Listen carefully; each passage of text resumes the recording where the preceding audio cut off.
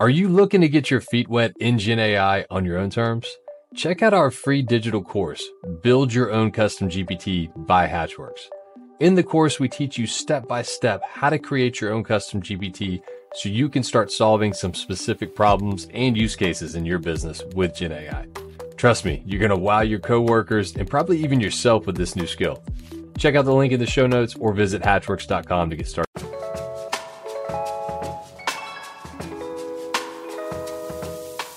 Welcome to Built Right, a podcast by Hatchworks where we help you learn to build the right digital product the right way. In each episode, we'll deconstruct the layers of successful product development, break down popular trends, and offer real advice to help make sure your product is built right. We may not have all the answers, but we've built a lot of digital products across a lot of industries, and we've seen a thing or two. Let's get into it.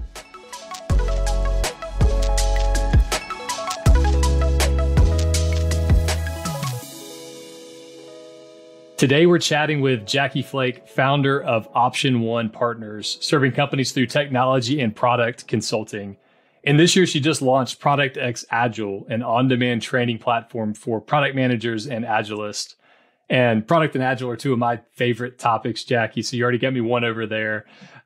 She's made the list of Atlanta Business Chronicle's 40 Under 40. So she's a local Atlantean, which we love here at Hatchworks, where we're founded.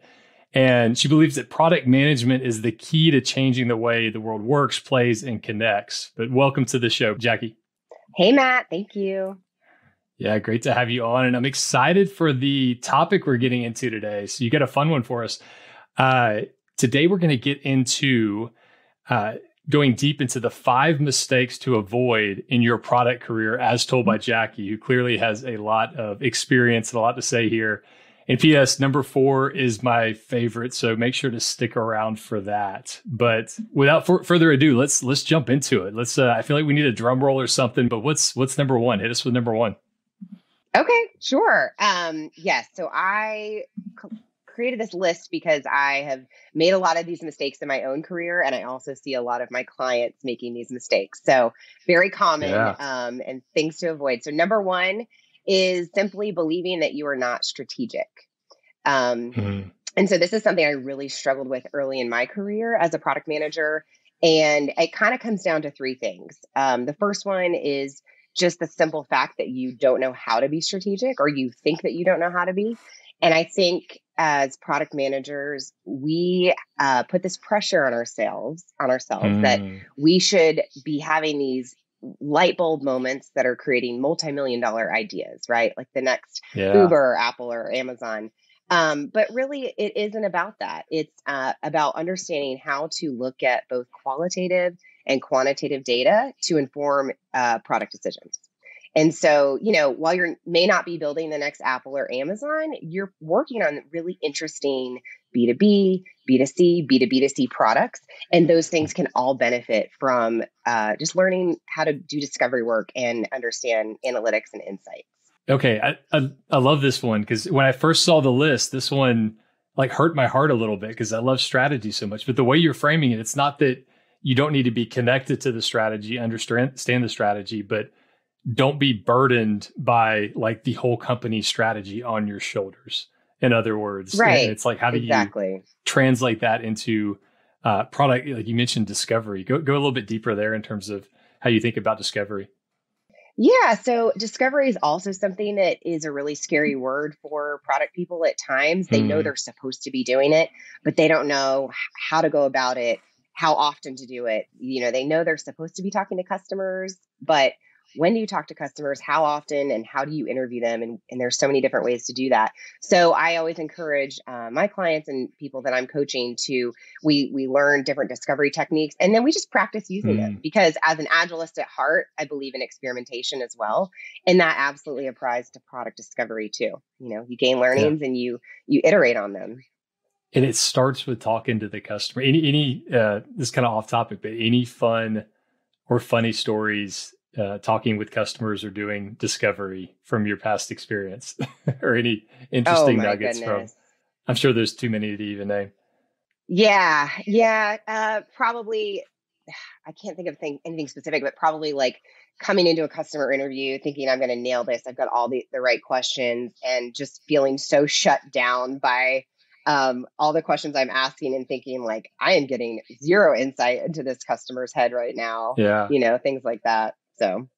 Yeah, I think it's interesting too. I've been in discovery calls where it goes a completely different angle than what you thought it would. And that's why you have the discovery, right? Is to actually understand how the customer thinks, how they tick. Such a big piece of it. Okay, Yeah, so that's exactly. So that's number one. Let's jump to number two. Okay.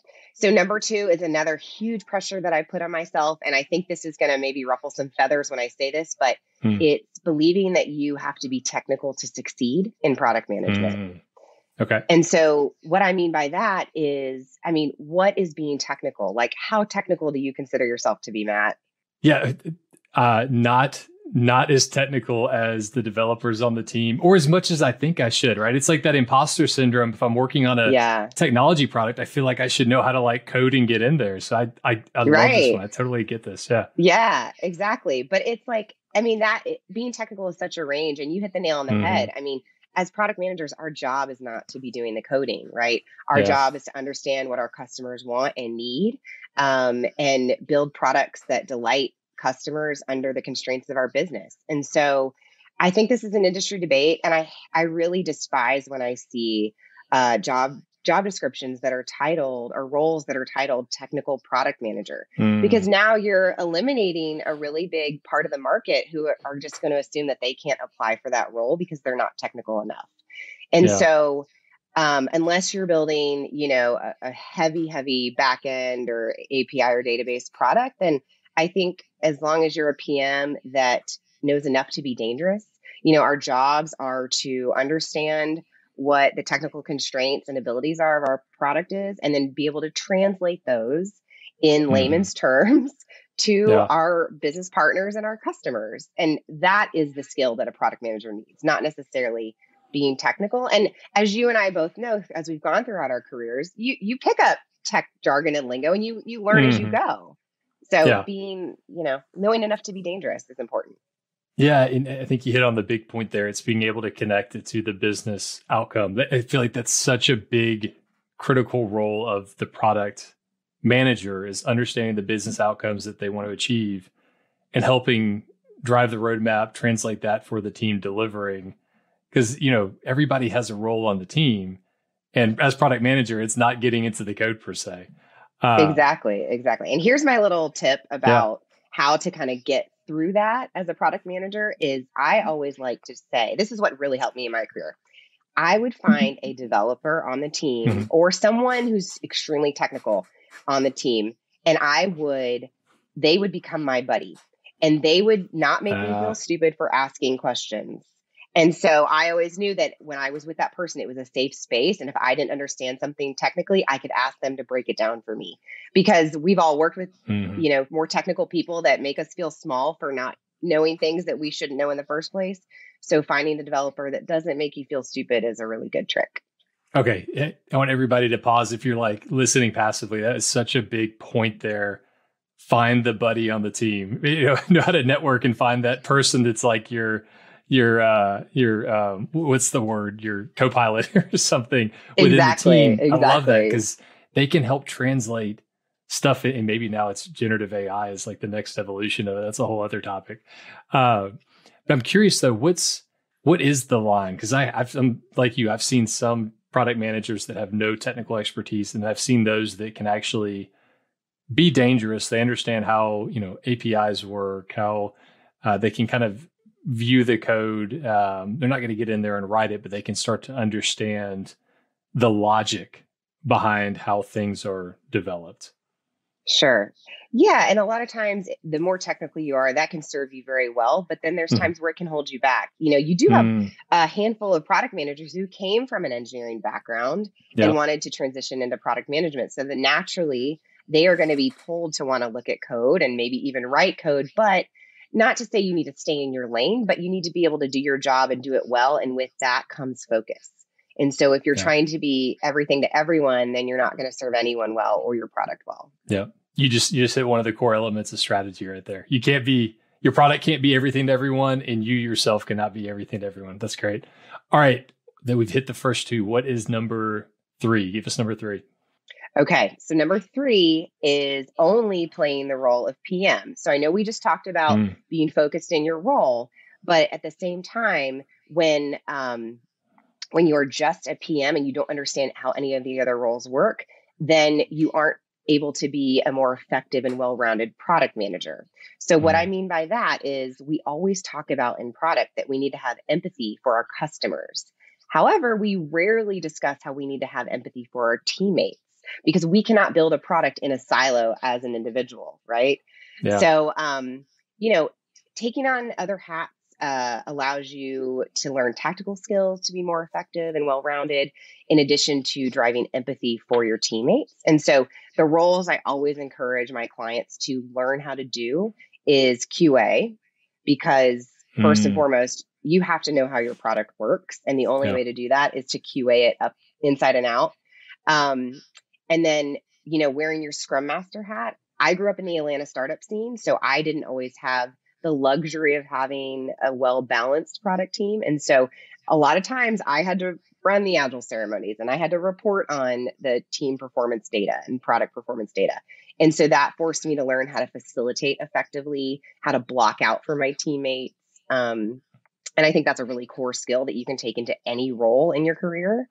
I say, learn how to wear the dev hat, but what I mean by that is just to try to put yourself in a developer's shoes, because the way that they have to learn how to solve problems through technology and coding is a very different way of problem solving than how you and I approach problem solving. Yeah. So understanding dev and the challenges they undergo in their jobs is important and drives empathy. Other bonus roles would be learning the product design role, because again, I didn't have the luxury of having a fully balanced product team. So a lot of times I'm the one creating the wireframes. You're wireframing, yep. Totally. Scary if I look back on the ones I've built. And then just understanding how customer success and sales work together. And those are the frontline people in your organization a lot of times. And when you don't have access to customers, they do. So making sure you're building those relationships with those people is really important. And then another bonus role would be product marketing, because if you're not involved in the go-to-market strategy of your product, then you can't influence that function either. Yeah. And for anybody in product, they probably get this, or somebody thinking about getting into product. That sounds scary because you're talking about almost every area of the organization. But it's true, though. I mean, like the product manager, I'm sure you've heard it before. They're kind of like the CEO of their product. So they have to have tentacles into these different areas. And I love the way you put it, empathy. And two of the roles you mentioned, the developer side and the design side. One thing that I've noticed painfully through my own experiences, again, make friends with them and get them in the process early on. Because if you're defining things up front and then handing it over to design to do something and then handing it over to dev to go build it, you're in this kind of like transactional output focus. But engineers are super smart for a reason. And if you can bring them early on, they may have a different way of solving the problem that you have, knowing how the thing is architected. So I love getting them up front in the process. Yeah, absolutely. I mean, product idol Marty Kagan says, if you're not bringing your developers early into the discovery process, you're only getting 50% of their value. Yeah. Marty Kagan's like one of the main people we love here at Hatchworks. Anybody that has not read some of his books, like just, stop what you're doing, go to Amazon, go purchase both of his. I think he's got 2 books right now. They have a couple others through Silicon Valley Product Group there, but he's great. Yeah. I had the opportunity to meet him and work with him in December.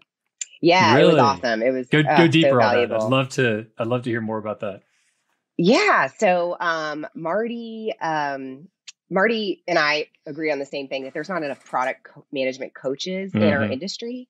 And so he invited 50 product coaches from around the world to New York City in December for a 2-day workshop. Wow. Okay. Just to network with other product coaches so that he could then recommend them to his clients. And but it was also workshopping, learning from the best. He brought the entire Silicon Valley Product Group team. And I was fortunate enough to be selected to go as a product coach and meet him and work with his team. And I'm still on cloud nine, and that was 5 months ago. Wow. Jackie, why was that? You should have gave me that as part of your bio. That would have been the I ultimate should hook. have, Like I'm right? best friends with Marty Kagan. That should have been the intro.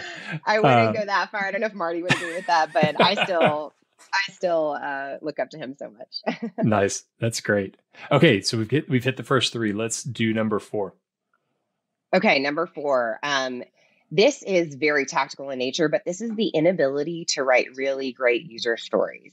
And I say this is a mistake I see in people's careers, because if you as a PM are not able to write great user stories, or your team, if you're a leader, is not writing great user stories, then you are doing a lot of wasteful work up front. So, if we take all of that time to do amazing discovery and understand what our customers want and need, and then we don't take the time to distill that down into the smallest unit of work to translate our product strategy and vision to our team, then the downstream effects of that are devastating to your delivery function. Yeah, that's kind of your main mechanism of, not your main mechanism of communication, but it's your artifact in a lot of ways.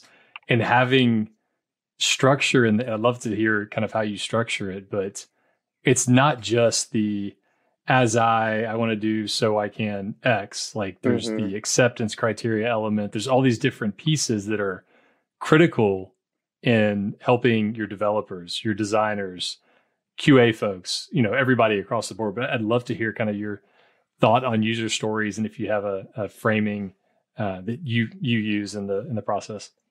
Yeah, for sure. I love user stories. I love teaching people how to write them. And I actually I've done several client trainings on user stories, and I've built an on-demand course on user stories because it is so important to get it right.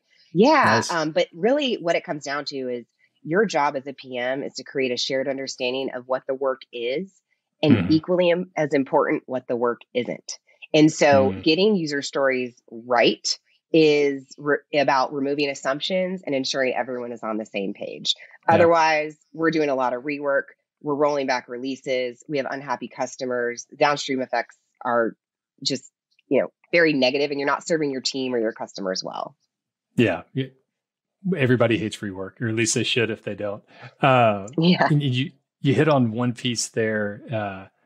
It's that shared understanding and knowing what to do and what not to do. It's back to that empathy element for your team, because if there's ambiguity, you're kind of leaving it in the developer's hands to interpret, how they think it should be interpreted, right? So having that clarity is important. And I'm sure like this is discussed in ceremonies like your sprint planning or your refinement sessions, where you get to have that discussion around the actual user stories and clarify as well, right? Yeah, absolutely. And what I hammer home to all of my clients is that I want you to share the user stories with your team at least twice, if not 3 times before they start working on them. Because you can't just take a user story, run into sprint planning, throw it over the fence to your team and expect them to hit the ground running, right? Like they need time to think through how they're going to approach it. Again, as a developer, how they're going to problem solve it. They need to see it several times so they can iterate on it. And also, we're humans, so we're not going to bring a perfect user story to the team for the first time. So we need time for, once the team pokes holes in it, to go back and fix it and iterate on it and just work it and get it to a good place. No, that's a key lesson. And I've been at fault of this. Your team should not be seeing the user story in sprint planning for the first time. That's great, especially with different personalities on the team, right? Some people may prefer to, take time to understand something, think through it versus on the fly. So you're not getting as much collaboration if you go that route. No, that's great. Yeah, exactly. All right. Last one, number 5. All right. Number 5 applies to anyone in any career. This is just simply not meeting people where they're at. And this one is really important as a PM, because product management is, I like to say, is one of the hardest jobs, because you have to get people to work for you that don't report to you. And so that is a huge challenge. And I've seen people do it horribly, and I've seen people do it really well. And, building those relationships with my team has really served me well in my product career. And just understanding that everyone has something to offer, no matter if they have years of experience on you, or, they're much older than you or much younger than you. Just not making assumptions that you know more than them. And so I also like to say that, we assume that we need to find commonalities to connect with people. Like I have to, go play Dungeons and Dragons with a dev on my team in order to connect with that person. And that's not necessarily true if I don't enjoy that as well. But it really is about developing micro connections and shared experiences. And I have an example from a job long ago. So I was working at a local Atlanta startup called Bitrue, since been acquired by Oracle. And Nice. we had a huge deadline. We were building a product for one of our clients, which was Sports Illustrated. And we were really running into like just this deadline with 2 weeks to go. And we were not as far as we needed to be. And so, we did an estimation and the devs were saying this is definitely going to take us longer than 2 weeks. And so leadership had asked the team to work overnight until they could get the product launched. And so that was really hard pill to swallow for the devs, but they were agreeable to it. And so they were going to stay. They stayed till 3 and 4 in the morning. We'd go home and sleep for a couple hours, come back around 8 or 9, get back on the horn and start coding again. Well, everyone else in the office left and would just leave these guys to their lonesome. And I was like, I'm the PM at the time, and I couldn't leave my team. Like, it was just, I couldn't contribute to the quality of the code. I couldn't contribute to the actual speed of the code, but I could be there to order them food, get them coffee, give them pep talks, answer their questions around the tickets and things, and be there to review their work. And that time was really critical for us. And it really just, that created such a safe space for our team. And, that's an extreme example. We were up many, many nights in a row. And I lost years of my life not sleeping then. But that's until you have kids and then everything. Yeah, I know we were just chatting right before this. We both had some fun. Child had a sick one last night. And it's a whole nother angle. But I love this though. And that story is such a great example. It's, meeting people where they are. And I know you've experienced this. Those teams that have that level of connection, it's intangible. You can't really put your finger on it, but they just perform so much better. Their velocity is so much higher. The ability to get things done. It's that connection, and it's intangible, but I felt it on teams that had it and didn't have it. And I'm sure you have too. Exactly. Yeah, you're absolutely right. It's about building that trust. And just, like I've seen PMs that take that complete dictator approach where they just, hand tickets over, build this. Devs can't even ask why. Devs can't even look at a roadmap or understand the big picture. And they're not there to sit in a basement and code with a hoodie on. Like they are there to be strategic problem solvers. That's right. And so building that trust and building those safe spaces with your team will only serve your product better. Yeah, it's that servant leader approach. And I love it. Those that are not on video can't see this, but you actually have a Kanban board. I mentioned this earlier, but you have a Kanban board behind you. And this is the Kanban board for, is it for your life or your work? You actually have a physical, that just goes how far, you are a practitioner of Agile and the product way of thinking.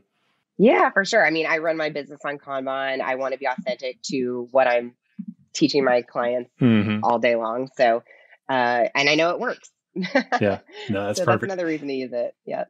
Well, cool. So there's the 5. And just to recap, let me see if I can hit them all.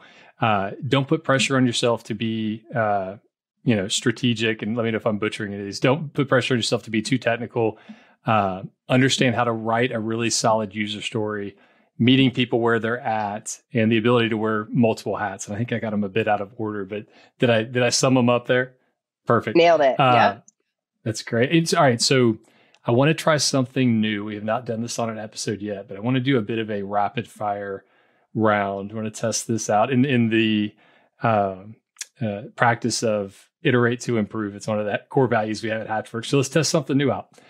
So rapid fire, I'm going to ask a few questions and just give us your first thing that comes to mind. All right. First one, what company is doing product management right?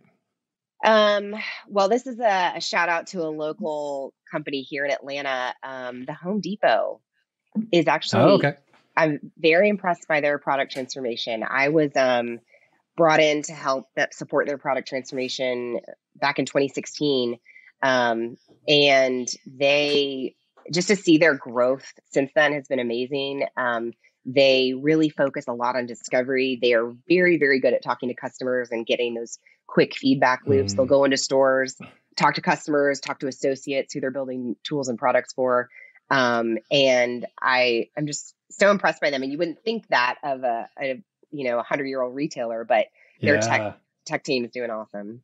That's great. That's an Atlanta staple right there, Home Depot. And to your point, it's like you think of those kind of older, large enterprises as not doing this well. So that's great that that's an example of one that is. I feel like I've been living at Home Depot lately. We just laid out mulch across our whole house, and I'm still hurting. I mulched over the still weekend. Hurting from it. Yeah, that time of year. All right, number 2. Who is inspiring you right now in terms of the product management community, an individual? And I think I may know the answer to this one. Yes. All right. So we talked about Marty already. Love him, always will. Or give me somebody honestly, else. It is probably the career changer. Like people who I work with a lot of career changers that are coming from other disciplines or industries, moving into product management. And I'm really passionate about coaching them into product. I work with a lot of former teachers, former nurses who are making that transition into technology. And when you think about it, those people that are coming from those types of industries, they have all the soft skills they need to be successful in product or in an agile role, right? They care about people. They're compassionate. They want people to succeed and do well. They're used to moving things out of people's way so they can succeed. They know how to talk to people and make them feel good. They know how to teach and educate. And so I would say career changers they're just so brave to take that leap and to learn something new. And, I find that so inspiring. I love that. Okay. So you took the angle of a persona, a group of people. That's really cool. I like that. All right, next one. This is one I'm really interested in with everything going on right now. But what's your take on how generative AI, GPT, everything, LLM will shape the discipline of product management? I'm really excited about it. Just like any other new technology, I think learning how to use it to your advantage is what you have to do in order to succeed and, have growth in your career. And what I would say is for product managers to figure out how to leverage it and use it for the things that anyone can do. And then, still focus on the things that only you can do and not try to, fit it into a mold of something where you're thinking through strategy or your ability to do discovery or your ability, to connect with your customers and stakeholders. AI is not going to replace the ability to do that. Yeah, I love that kind of co-pilot analogy there. And we've started testing it, actually helping write user stories. And it's, a big part of it's the prompt and what background you give it and all of that stuff. But it quickly kind of iterates if you give it the right structure, like based on, you mentioned you have, I think, some courses related to this. If you can prompt it the right structure, it can give you something good to work with. And obviously you got to fine tune it and all of that. But we're starting to play around with some of that at Hatchworks now. Yeah, for sure. And I've tested it too in user stories. And I think it can absolutely, make you more effective, but then you have to understand how to break it down and, because it really wants to bulk up the acceptance criteria. Exactly. Yeah. Yeah. And it's an art and a science, I think, with prompting as we're starting to learn. And that's the key. I don't think the product manager role ever goes away. I think it gets enhanced by generative AI, but I think it's still going to be one of those core ones that's always around there for all the points you mentioned. What's one thing you wish you could go back in time and tell your former self before you got started, either in your career or, the company you founded? Give us a nugget of wisdom. Sure. For me, this is probably in line with the 5 mistakes we just discussed, but it really would probably be not putting so much pressure on myself to succeed. I always, in my career, I'm always the one that got in my own way. And it was, by no one else. I always had cheerleaders. I always had mentors telling me that I was going to do amazing things and, really saw me growing heavily in my career, and I just never believed in myself. And so, you know, I'm so happy to finally be at a place where I do have confidence in what I do and the value I can bring to my customers and clients. And I wish I had known that just starting out, but you know, it takes experience and failure and to learn. Yeah, that's the key thing, iterating as you go. I struggle with that as well. And, you know, at the end of the day, nobody's paying that much attention to you anyway. So it's okay if you mess up here and there along the way, right? Exactly. All right. Yeah. I got, let's see, I got two more for you. What technology are you most excited about? Or tool, technology, anything that you're using today? Oh, man. All right. Let's see.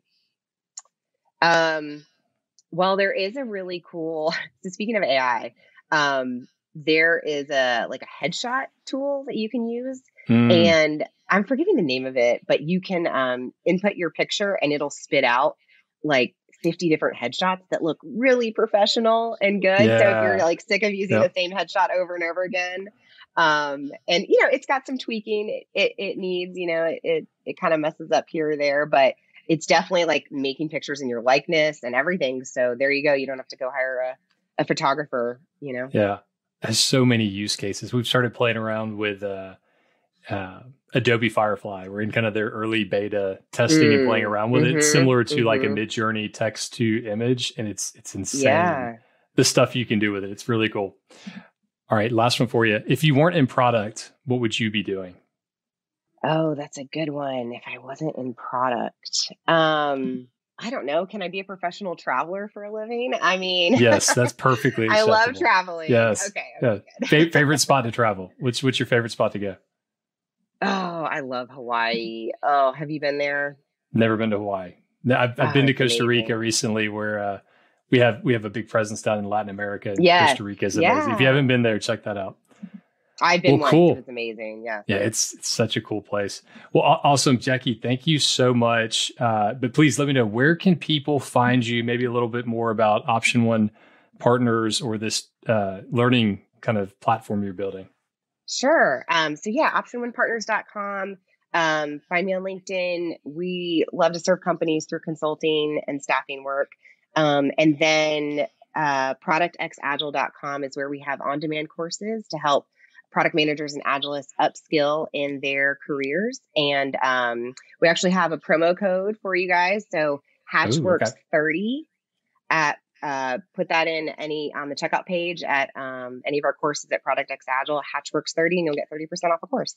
Nice. Hatchworks30. Okay, perfect. I think we had the user story course, so that one's out there, plus many more. Yes. I can't wait to check it out. Awesome. Yeah. Jackie, well, thanks for being on Built Right. We'll talk soon. Okay, thanks, Matt. Bye-bye. Thanks for listening to Built Right. If you enjoy the show, give us a follow or subscribe on your favorite podcast platform. And don't forget to leave us a review. For more info on Built Right, visit us at hatchworksbuiltright.com.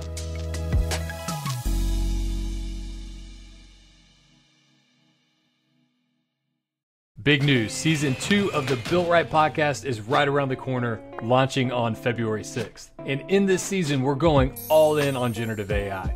The guest list is insane, ranging from international AI speakers, founders of Gen AI products, experts in specific domains of Gen AI, and leaders across industries. And we'll even have some Hatchworks' own Gen AI leaders as we dig into our generative-driven development methodology. This season isn't just for non-techies, though. Whether you're an AI guru or just AI curious, we're going to bring tactical, real-world applications of how you can apply Gen AI in your work and your life that anyone can understand and relate to. And P.S., Gen AI will impact every single industry. So no matter your domain, you need to make sure you set a reminder every other week to listen to the next episode of the Built Right podcast. While you're waiting for season 2, go ahead and subscribe on your favorite podcast platform so you don't miss an episode. And give us a follow on LinkedIn to join the conversation and give us ideas on specific Gen AI topics you want to hear about. So get ready. Built Right Season 2 Gen AI Edition is coming your way.